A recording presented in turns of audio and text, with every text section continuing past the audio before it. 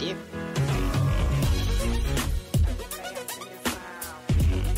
moo neex laay génn ak mbay nag tey studio laay démarré soog a dem seeti Mimi Kane laa war a amal tey waxtaan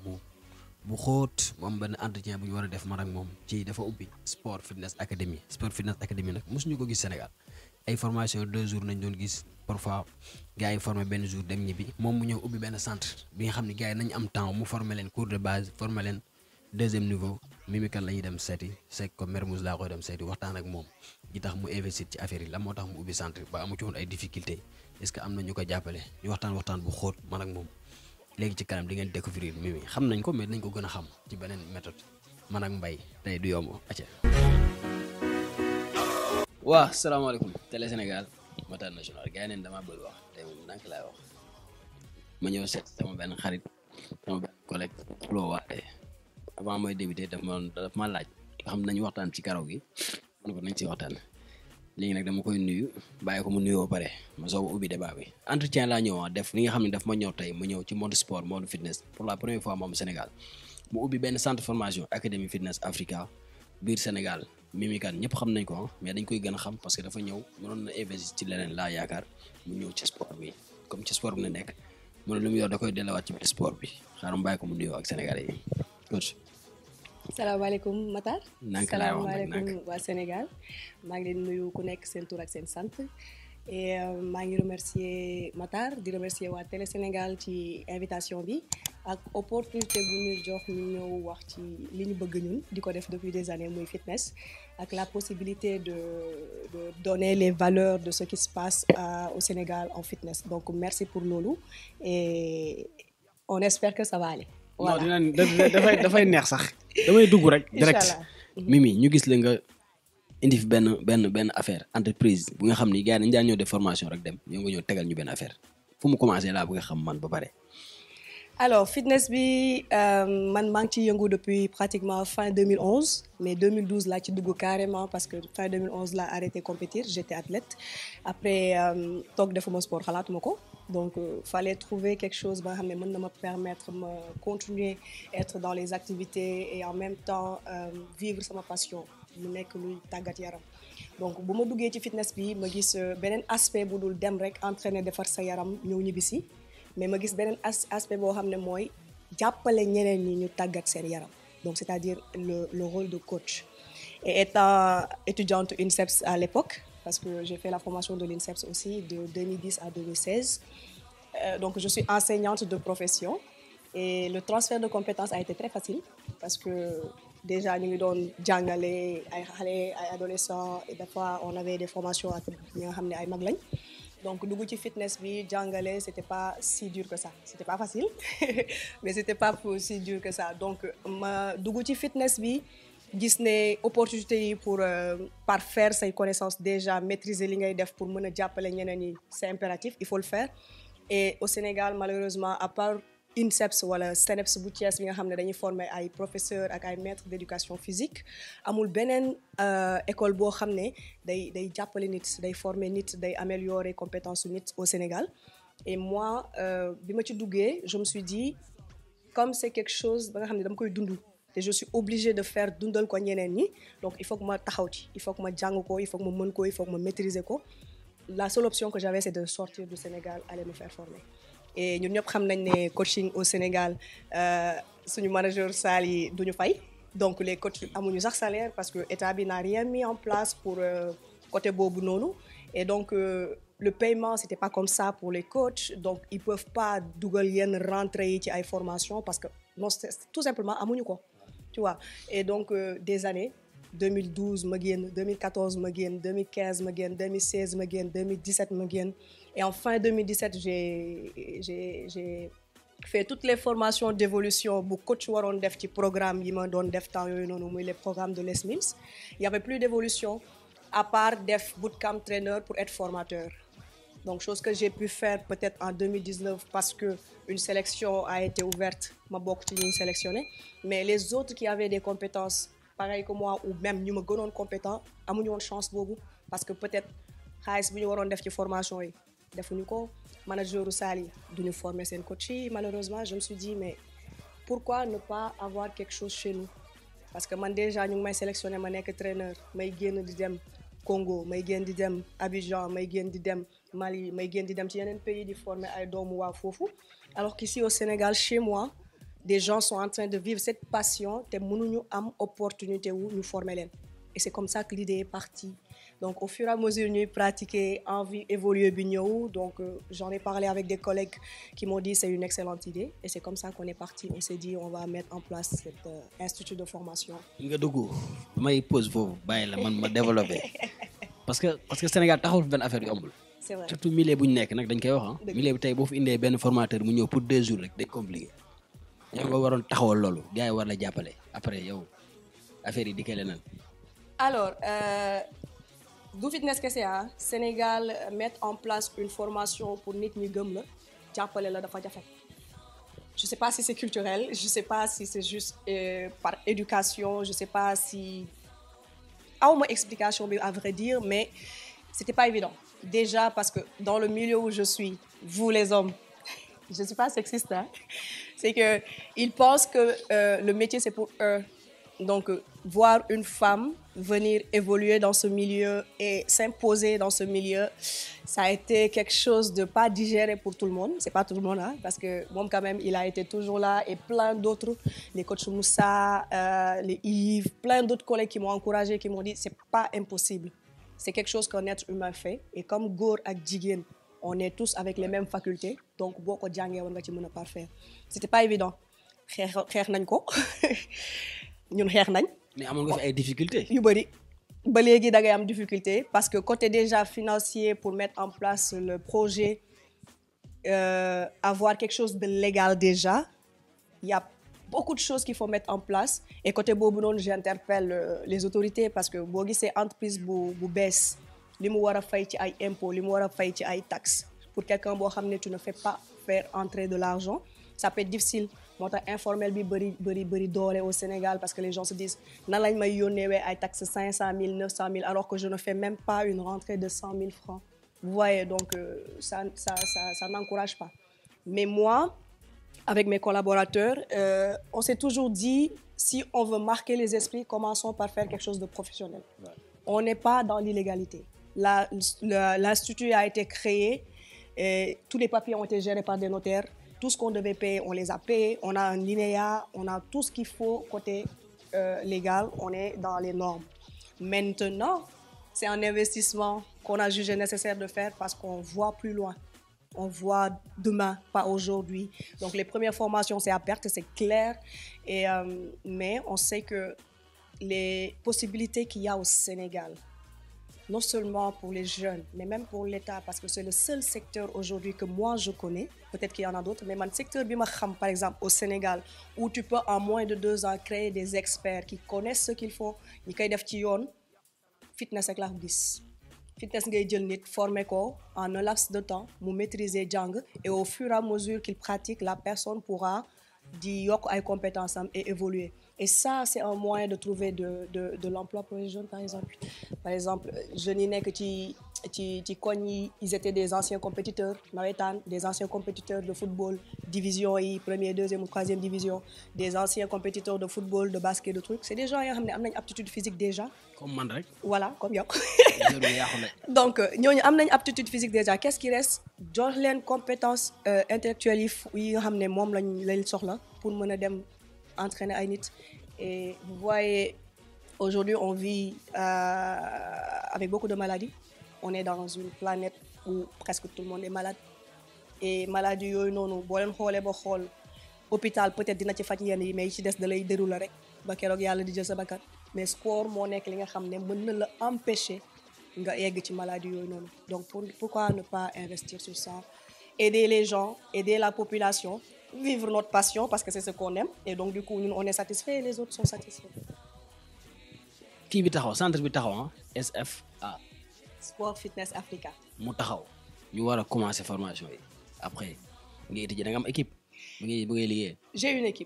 j'ai une équipe parce que liggéey boo gis ku ci nekk dafa am compétence boo xoolee yow yaa ngi ñëw invité ma pour une émission peut-être yow yaa téye micro bi di ma poser ay questions mais il y a des gens derrière les caméras pour produire les images il y a des gens derrière des caméras pour gérer le son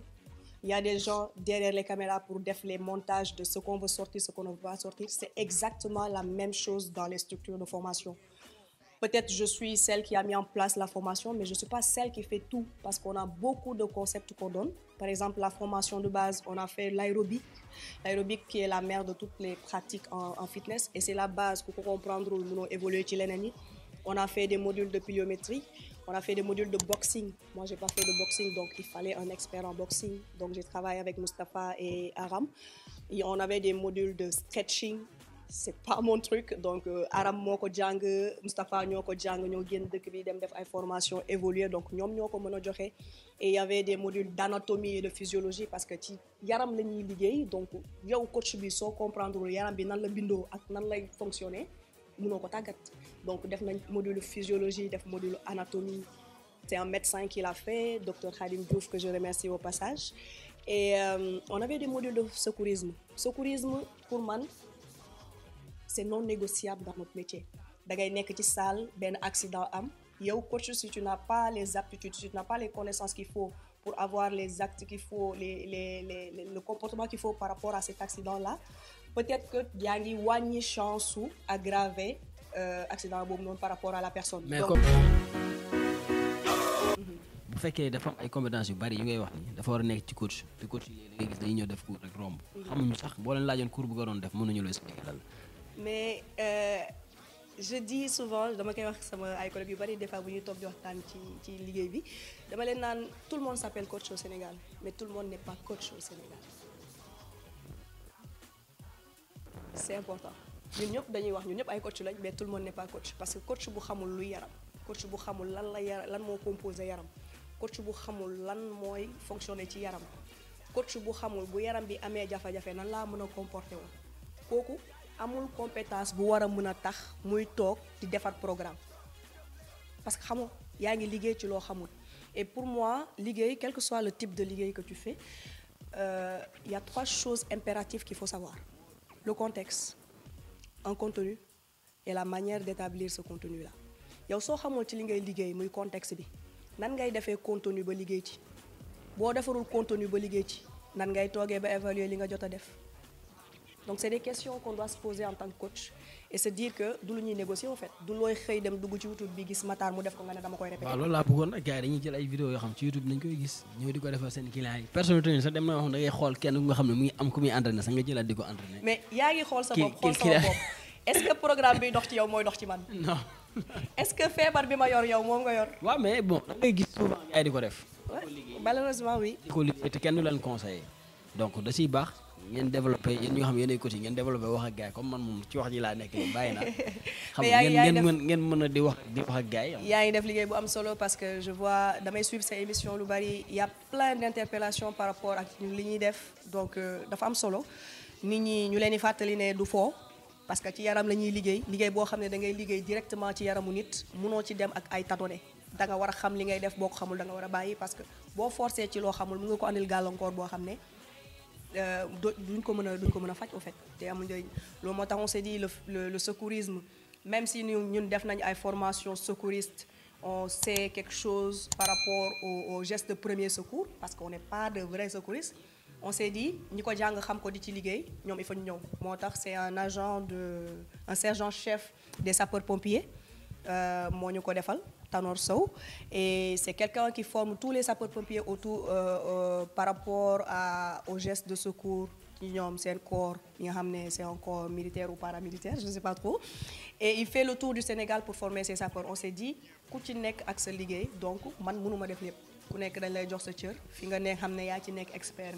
nga développé ko bu ko defee ñun ñi ñuy former ñu am les bonnes informations et que aussi ñu am plus de chance à jàngaat parfaire yokk xam-xam pour gën a mën a dem ci kanam.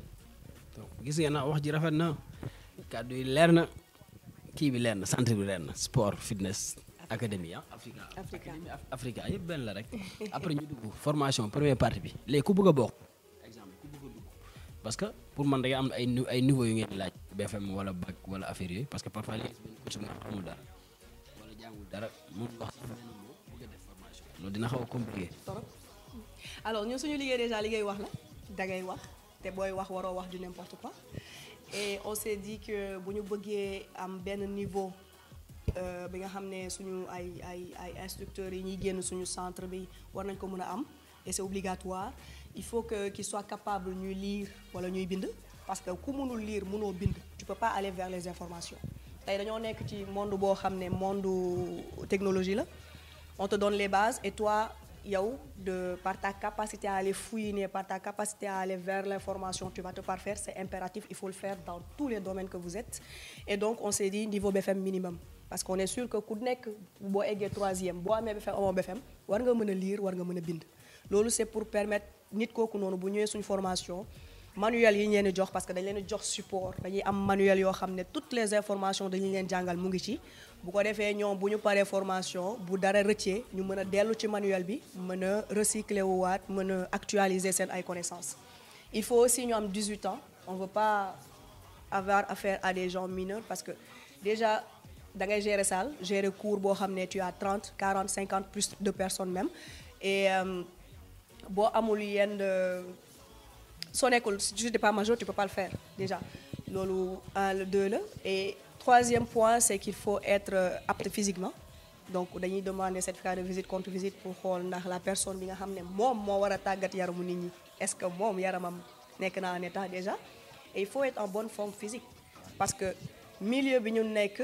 il faut que yow coach nga jox envie kii ñëw ci yow pour def li ngay def parce que coach bu obèse mënul la jox conseil ci obésité ba nga déglu ko da nga ko naan yow lan moo tax appliqué woo ko c'est la même chose que les diététiciennes qui se disent qu'ils sont diététiciens alors qu'ils sont plus obèses que obèses en fait donc du jeter ay pic mais il faut refléter l'image dafa dal benn clientèle dafa ñëw mënuma yow cours yëpp yaa ko war a def wala moo la mun ma kee di def cours moom mënuñu jox ñun lu ñu soxla voilà parce que moom dafa jël part dañoo bëgg a jeex c'est important parce que li ngay liggéey c'est censé wane ne yow sa yaram dafa war a nekk en forme munoo am image ku nekkul en forme ne dama lay yóbbu ci nga nekk en forme loolu xel sax moo ko du njëkk a xalaat ça c'est pour moi c'est pas logique donc du coup il faut que yow coach bi tu sois en bonne forme physique donc de préférence les gens qui ont eu des pratiques parce que jàng bi dina gën a yomb on ne ferme pas la porte il y a des gens yoo xam ne defuñu sport defuñu compétition mais ils sont en bonne forme physique ñooñu on les prend parce que ils ont rempli toutes les conditions qu'il faut pour nekk ci formation bi quand les conditions sont remplies on accueille la personne. donc deuxième partie bi kañ lay nekk. alors nous sommes face à un dilemme pourquoi parce que première formation bi on a eu que 2 mois de publicité donc ñu bari ils ont pas pu réunir les papiers qu'il faut pour faire la première partie donc il y en a plus d'une dizaine yoo xam ne ñu ngi ñuy ñaan ñu defal leen formation initiale encore formation de base comme bi ñu jot a def ci décembre bi nii donc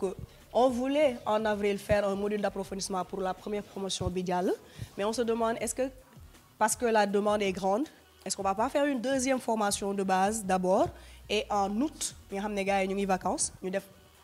une formation d'approfondissement ak boole ñaari groupe yi c'est ça qu'on va faire donc ils auront une deuxième partie soit en avril soit en août mais c'est sûr que il faut faire les 2 étapes de formation pour mën a am suñu diplôme parce que jàng en une semaine mënuñu la ci jox yépp dañ lay jox base may la 3 mois 4 mois nga pratiquer ci 4 mois yooyu ñun ñi nga xam ne ñoo joxe formation yi dañuy jaar ci salle yi xool ñoom li ñu jàng comment ils l'appliquent parce que c'est important est-ce que li ñu leen jàngal la ñuy def ci terrain bi est-ce que li ñu leen jàngal ñoom ñu ngi koy maîtriser tout ça là dañuy dem sur le place di ko def en plus on prévoit de faire et on est en train de faire chaque semaine benn séance Zoom de réactualisation pour permettre leen ñoom ñu évoluer donc on leur donne 3 mois 4 mois 5 mois même des fois pour que ñu mën a pratiquer asseoir li ñu leen jot a jox pour que deuxième partie bi en août inchallah ñu mën a franchir la deuxième étape et être capable de donner des cours. formation am na solo gars yi génn leen nga ñëw def formation man sax damay ñëw deuxième partie bi. yow soo def première fois bi doo def sama deuxième partie. première partie aéro bi ngeen jàngal moo xam naa loolu. alors voilà parce que y a plein de collègues qui m'appellent qui me disent coach man deuxième partie lay xaar il faut comprendre que les écoles sont différentes jàng yi peut-être on a tous les mêmes aboutissements ci écoles yi mais pour ñun c'est impératif que qu'on soit sûr que li ñu joxe première partie bi même soo deful suñu formation de base que am nga ko donc les personnes qui n'ont pas fait notre formation de base avant de pouvoir s'inscrire pour le module d'approfondissement on leur soumet un test pour voir si les compétences sont là. Si les compétences ne sont pas là, ils seront obligés de faire la première partie avant de venir faire notre module d'approfondissement. ok si yan plateforme lañ leen mën a fekk. Alors, on est dans les réseaux sociaux. Déjà, on est dans Facebook, Instagram. On est en train de mettre en place Twitter et LinkedIn. Mais on a un site. On a un site Sport Fit Africa. Donc, c'est sport avec S, fit, F-I-T, Africa, tout est collé. .com, @gmail.com. Alors, on a aussi, en fait, www.sportfitafrica.com. Et donc, vous aurez toutes les informations par rapport à la formation de base, module d'approfondissement, évidemment les dates qu'on doit fixer pour les formations à venir, les conditions à remplir pour des formations, oui, avec les attentes qu'on a par rapport aux instructeurs qui ont des formations, Inch'Allah. Yan salle ngeen fekk formation. Alors, formation bi Densol lañ koy defee, je sais pas ndax sénégalais xam nañ Densol, mais c'est sur la route de Ouakam, sur Mermoz. Voilà, bu fekkee da nga jógee côté ville soo rombee station Eydon bi nekk juste après siège Ecobank bi. Il y a l'immeuble BOA mook Densol ñoo takkaloo. Su fekkee da nga jógee côté station Elton di jógee Ouakam di dem ville boo rombee Mermoz Boisson da ngay xool sa gauche rek juste balaa nga yegg ci station Eydon bi Densol moo nekk ci même alignement bi. mais kontaan nañ de. yàlla na yàlla kontaan. di wax affaire bi yàlla gën a taw. amiin dañ koy soxla Sénégal. amiin nga xam ni mënoon nga def leneen gars yi dañ koy wax ñu ne mënoon nga def leneen nga ñëwaat sport bi investir waat ci pour jàppalewaat ndaw yi jàppalewaat ndaw yi il faut ngeen góorgóorlu parce que am ngeen da ngeen daan xaar gars yi ñëw formé leen 2 jours man dama ko daan kaas. formation 2 jours mënoo ci am xam-xam. koo xam muy mimeek muy keneen 2 jours nit mënu la ci jox xam. dëgg la. alors am na école yoo xam ne 2 jours la ñuy def dem. man dalul sama xel donc duma ko def duma ko digal nit mais am na ñoo xam ne aussi ñu ngi def 2 jours mais entre 2 jours yi ak beneen module bu ci topp ils sont censés je sais pas si ça se fait ou pas mais ils sont censés jox instructeurs yi ay documents ils sont censés faire des sessions yi nga xam ne c'est des sessions de recyclage ils sont censés faire des tests entre ñaari formation yi pour ñoom assurer wu ne li ñu jot a jàngale taxaw na et assurer wu aussi que bu ñu ñëwee pour def étape bi ci topp dinañ ci war a fekk liñ ci war a fekk. yoon bi mooy loolu maintenant est-ce que ñu ngi koy def wala ñu ngi koy dul def tout ça là c'est des questions qu'on se pose et on sait entre guillemets la réponse on sait que ça se fait vraiment pas pourquoi parce que dañu nekk ci milieu boo xam ne peut-être les textes existent mais ne s'appliquent pas donc les textes qui régissent le fitness existent mais on le met pas en place pourquoi parce que peut-être ministre de sport focaliser wul ci loolu moi je fais un appel au ministère du sport je fais un appel au gouvernement en général nañu gestu fitness bi parce que salle yi ñu ngi law Dakar foo tourner di nga fa gis salle déjà condition ubbi salle bi doy na waar parce que y a pas l'hygiène y a pas l'aération ay nit dankaloo ci benn pièce di def ay activités physiques on sait que à partir d'un certain nombre de battements après quelques minutes de truc tu es capable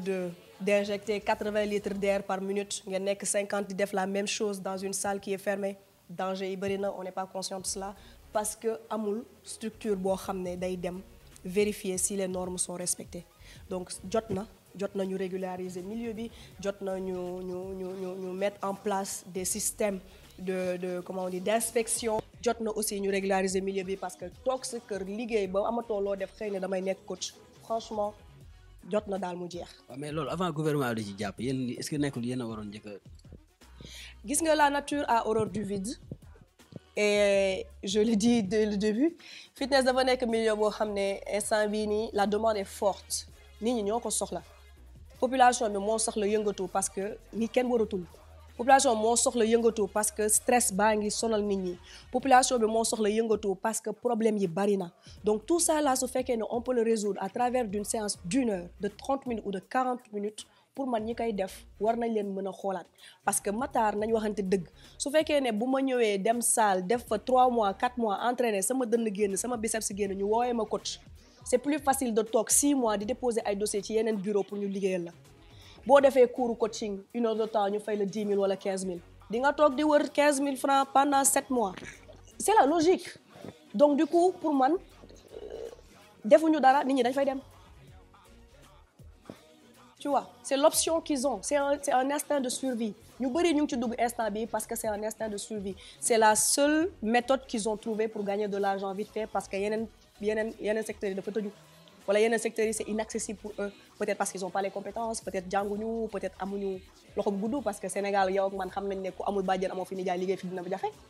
et donc fii moo gën a jege ma dem tàggat sama yaram 3 mois bu dee góor pomper sa biceps gaaw na bu dee jigéen génne say cuisse def sa légume nga génn ñu ne la coach.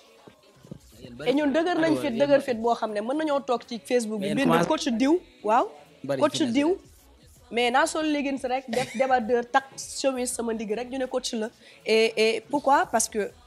tu gagnes vite de l'argent da ngay toog ma génn tase ak sama yaay ndeysaan yaram baa ngay métti ma dem defaral ko benn étirement rek biceps bi xaw a bàyyeeku ndigg bi xaw a tane tuuti rek mu ne kii dafa aay da cee dal demeewu fa xam-xam. waaw sama gars yi kaay yëngu tay bi gis ngeen na waxtaan bi neexoon na trop man ak Mimi Kane mu nekk jàmbaar nag nekkul ki nga xam ne dañ koy tàgg wala dara sax wala may wax lu ko neex mais dafa nekk ci milieu sport boo xam ne jàmbaar la jàmbaar nag soo ko déggee mooy kuy créer emploi waxuñu jàmbaar kuy créer ay tim wala di créer coow wala di créer bruit suñu milieu fitness bi non dafa nekk jàmbaar nekk ci milieu bi yàgg ci dem ba def ay formation ñëw ubbi benn entreprise sport fitness academy ñëw ubbi ko Sénégal créer ay emploi di former ay nit dégg ngeen mu ne nouveau BFM nouveau bac comme affaire bi niveau bi yéeg na mu ànd ci ay gars yu xarañ ñoom Aram ñoom Moustapha Cheikh Sakine gars yi war ko jàppale ci liggéey bi comme Sénégal ñëpp a ko war a dooleel parce que lii c'est la première fois mu am fi centre formation bu mel ni xam nga ñu siy former ay coach yu xarañ gars yi bu ñu génnee nekk ay coach yu qualifié ñun loolu lañ soxla milieu bi foofu la war a toll ñu jëlee ko niveau 1 yóbbu ko niveau 10 te Mimi loolu na def ñu ngi koy gërëm di ko ñaanal bu baax a baax accident bi fi amoon nag ñuy masawu ñëpp ñi nga xam ne bokkoon nañ ci xam nga Sénégal lii xaju fi chauffeur yi il faut ñuy bàyyi palaane ci àll bi ñii di wuy téléphone di dawal ñu xam ne ay nit nañ yabuñu ay mala ngela waay gouvernement mënu si dara ñun ñoo war a njëkk a gouverner suñu bopp mooy discipliné yaru tegu suñu liggéey ci cadre def ko ci cadre tey moo nekkoon seen émission entretien la woon exclusif ak Mimi ma ànd ceeg Mimi Kane coach Mimi di ko ñaanal fu mu jëm bon yàlla na yàlla gën a yokk affaire bi gën ko yaatal lépp lu mu ciy séntu ci centre de formation mu gis ko di nuyu Sénégal ñëpp di wax gars yi ñëw leen dooleel ko plateforme bi yëpp boo leen ko soxlaa boo leen di nga ko fekk muy Facebook Instagram TikTok fépp boo ko envoyé message dinaa répondre nee na am na site boo xam www.sportfitnessacademy la donc dem leen ngeen gëstu gars yi wax leen lu xew fi centre bi wax leen lu bëree bëri Matar National Télé Sénégal Mbaye moo nekkoon ci ginnaaw man nag wax rek laa fi nekkee maa nekk nii ci kanam mais Mbaye maa lay bëggee bu baax a baax prochaine fois Télé Sénégal jaajëf.